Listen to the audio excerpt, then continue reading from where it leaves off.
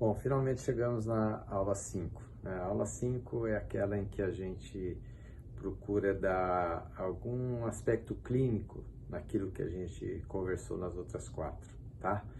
E mais uma vez, muito obrigado por ter assistido essas aulas e espero que você tenha algum benefício, alguma coisa te tenha acrescentado, tá? Grande abraço e um ótimo ano. 2, 1. Bom, e finalmente chegamos na nossa última aula, número 5, que seria os aspectos mais relacionados à parte clínica, né, da implementação, né? Então, para onde ir, né? Para onde que a gente deve buscar nossa informação? Então, felizmente ou infelizmente, o job description de um ortodontista é amplo, né? Nós somos o CEO da clínica, nós ditamos a estratégia, o posicionamento da clínica no mercado, nós escolhemos o local, escolhemos o público e se espera que a gente procure um grupo de pessoas que nos valorizem e valorizem aquilo que a gente está oferecendo, né? Ao mesmo tempo, a gente é clínico responsável pela condução do caso, né? Normalmente nós somos responsáveis pela condução do caso e a sua condução até o final. Ao mesmo tempo, a gente também é o gerente de RH, a gente recruta, contrata, treina e procura manter uma equipe que seja comprometida e motivada com o que faz, o que é a parte mais difícil do negócio. E finalmente, e por último e não menos importante, é o gerenciamento financeiro, né? Cabe a nós então gerenciar a saúde financeira do business, visando o teu equilíbrio de receitas e despesas para que você tenha uma saúde econômica que você consiga trafegar por tempos bons e tempos ruins. Dentro da gestão, a gente tem algumas coisas que a gente chama de Doctor Time, né? Tem algumas coisas que a gente pode delegar, outras que já não deve ser delegado. Então, cada um estabelece dentro do seu limite de conforto aquilo que se sente mais confortável em fazer, em delegar para outros fazerem. Tá? Por exemplo, apresentar os valores, discutir pagamento. Eu, pessoalmente, tenho uma outra pessoa que discute isso. Eu explico para o paciente, de maneira geral, como é feito o tratamento, mas a apresentação dos valores é uma outra pessoa que faz. Tá? Questão do agendamento, eu vou discorrer um pouco mais sobre isso daqui a pouco, mas impacta diretamente no resultado do consultório. A escolha dos aparelhos também, na minha opinião, aparelhos que permitam que você espace os retornos do paciente, para mim, são mais interessantes. Controlar as emergências, porque elas implicam em custo. E maximizar os procedimentos em cada consulta, ou seja, no enrolation, fazer o que precisa ser feito quando é feito. Com relação ao agendamento, particularmente, ele deve refletir a necessidade do caso e não uma periodicidade fixa, né? Às vezes, um paciente adulto, eu preciso ver ele toda semana em determinadas fases. Outras, vai passar um adolescente, às vezes vai ficar 8, 10 semanas sem vir no consultório. Então, os retornos são variáveis, de uns poucos dias, como eu disse, semanalmente, até alguns casos 8, 10 semanas. Com isso, você consegue uma flexibilização muito interessante na tua agenda. Sempre usar um agendamento eletrônico, né? Desde o começo, mesmo quando você está começando, tiver pouco paciente, já vale a pena você usar agendamento eletrônico e estabelecer que pacientes cronicamente faltantes sejam agendados no final do período ou junto com outro paciente, de maneira que se ele faltar mais uma vez, ele não impacta no desenrolar do dia clínico seu. Na minha clínica, por exemplo, eu estabeleço, para ter um fluxo assim bem concatenado, protocolo de tratamento em 2 fases. Então, normalmente os pacientes na dentição mista, eu faço um tratamento prévio, que é em torno de 12 meses, depois faço um período de acompanhamento cada 6, 12 meses, e na adolescência, depois que rompe o segundo molar, eu vou fazer a fase corretiva mais aproximadamente 18 meses, tá? Então, esse é o fluxo normal do consultório quando o paciente procura mais cedo o tratamento. Procuro sempre trabalhar com aparelhos que sejam eficazes e eficientes, normalmente aparelhos fixos, de preferência que não requeram que o paciente faça muita alteração no seu dia a dia, tá? Ancoragem esquelética cada vez mais presente, para que a gente não tenha tanta dependência de colaboração por parte do paciente. Utilizo brackets autoligáveis passivos, né? Já há 15 anos, e eles preenchem 2 requisitos básicos que para mim são interessantes. É a qualidade do resultado final e, em segundo lugar, a questão do permitir o agendamento mais espaçado.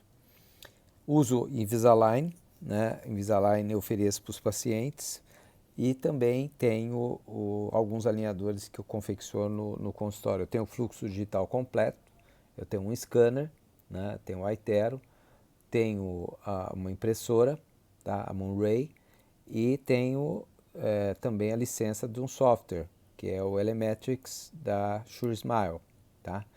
Então eu consigo fazer o fluxo completo. Então, em alguns casos bem simples, eu utilizo alinhadores confeccionados dessa maneira, tá bom? E tem a placa plastificadora, o aparelho plastificador, né? Como é que a gente busca aumentar a rentabilidade de uma clínica, né? Então, quando a gente quer aumentar a rentabilidade, tem 4 opções. Você aumenta preço, você aumenta o número de pacientes, diminui custo fixo e você deve controlar custos variáveis, né? Cada uma dessas decisões, umas mais, outras menos, podem impactar positivamente e serem mais fáceis ou mais difíceis de serem implementadas. Aumentar preço, né? Obviamente que numa economia em recessão, e é mais agora saindo ou voltando dessa questão do vírus, vai ficar cada vez mais difícil e você acaba saindo muito da curva dos seus competidores e acaba perdendo paciente. Para você aumentar o número de pacientes, você pode até diminuir seu valor cobrado, só que daí vai impactar o seu resultado, né, a sua rentabilidade. Diminuir custo fixo talvez seja o ponto mais importante nesse momento, né? E controlar custos variáveis em segundo plano, porque custo variável significa que você está iniciando casos, você está montando aparelhos, tá?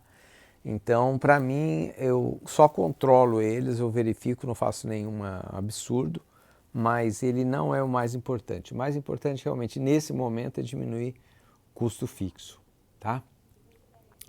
Para que você tenha essa diminuição, né, de custo fixo, obviamente que passa por você avaliar como é que está o seu negócio, né? E você deve permitir que os custos variáveis aumentem caso você tenha um aumento do seu faturamento paulatinamente também, né? Procurar sempre investir em educação, isso daí sempre é retorno, tecnologia e qualidade de vida, né? Você tem que pensar que os seus custos, às vezes tem gente que fala, estou gastando muito, mas não é que você está gastando, às vezes você está investindo, né? Então você tem que separar o que é investimento, o que é gasto fixo e o que é o gasto variável, tá? E procurar sempre melhorar a sua eficiência, ou seja, você ter pela unidade de tempo atendida, de número de horas que você atende, qual a rentabilidade que você tem para isso, tá? Então, permitir que os custos variáveis aumentem, né? Então, os custos com brackets, fios, materiais, eles são relativos, né? Eles têm a ver com o tipo de paciente que você atende. Então, às vezes você consegue transferir o valor, às vezes não. Então, isso daí é muito relativo, depende muito da realidade de cada um de nós. A princípio, eu não me preocupo muito com esse tipo de custo, porque ele vai ser transferido de alguma forma. Procurar trabalhar com um bom laboratório, para você não repetir aparelhos, e tem aparelhos com boa aparência, com boa adaptação, isso agiliza seu atendimento. Não ser mesquinho, não escolher pelo preço. Todas as vezes que eu escolhi pelo preço, eu me dei mal, né? Então, aquela máxima que caro é o que vale pouco, né, ainda é o que se mantém, né? Procurar sempre o melhor que a gente consiga pagar, né? Não seja mesquinho. Melhorar a eficiência, como é que você faz isso, né? Em primeiro lugar, diminuir reparos e emergências, que isso é um impacto muito negativo na tua eficiência.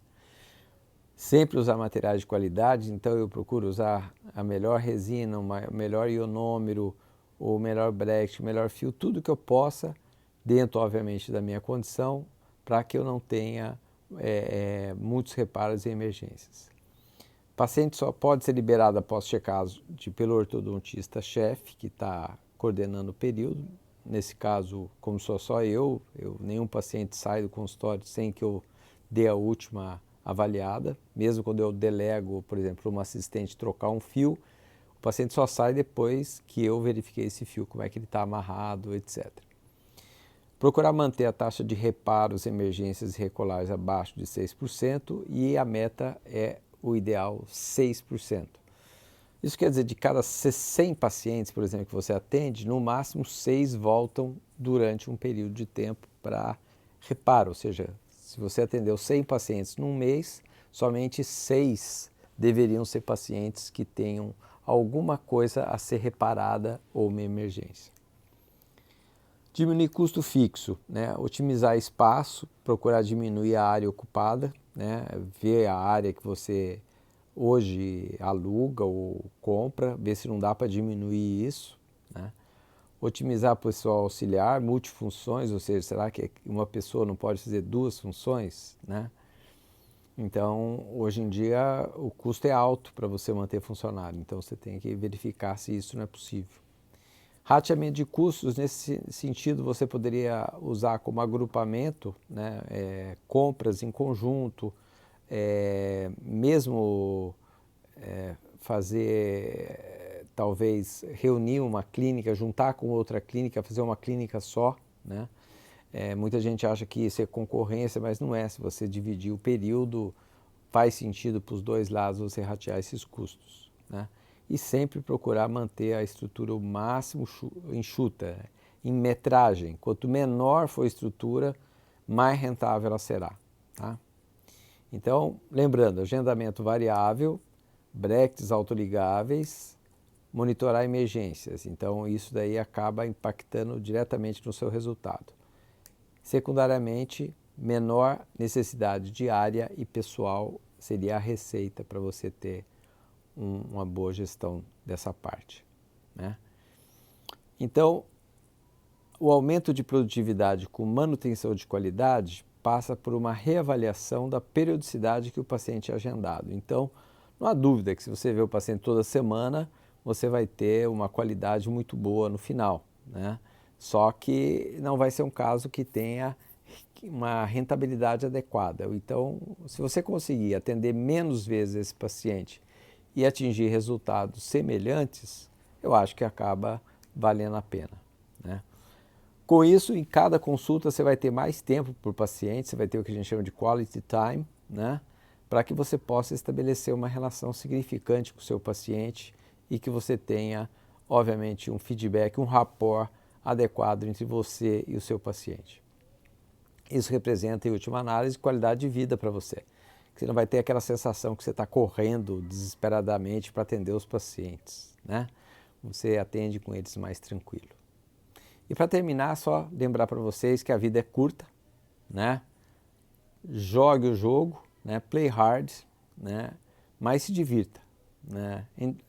Se divirta na sua vida, né? E lembrar que sorte é o que acontece quando a preparação encontra a oportunidade. Então, sorte não é algo que está ligado a alguma coisa que está nas estrelas. Sorte está dentro daquilo que a gente consegue e a gente pode impactar decisivamente essa questão. Se a gente estiver bem preparado e encontrar a oportunidade, a gente vai ter sorte. Um grande abraço a todos e obrigado. Oi, amigos. Encerramos então nossa série de 5 mini conferências sobre um assunto interessante, na minha opinião, gestão em ortodontia. Eu não tenho pretensão nenhuma, não tenho formação adequada nessa parte de gestão para me tornar um expert. Eu faço o uso dessas ferramentas sempre com auxílio de alguém que vai me dar uma consultoria, tá? Então, parte do pressuposto, e essa é a ideia dessa série, que a gente se acostume a procurar profissionais da área sempre que a gente precisar fazer um investimento ou fazer uma mudança radical no nosso métier. Então, fiquem com Deus, saudáveis, com suas famílias e que a gente possa passar rapidinho por essa fase, tá? Grande abraço para vocês.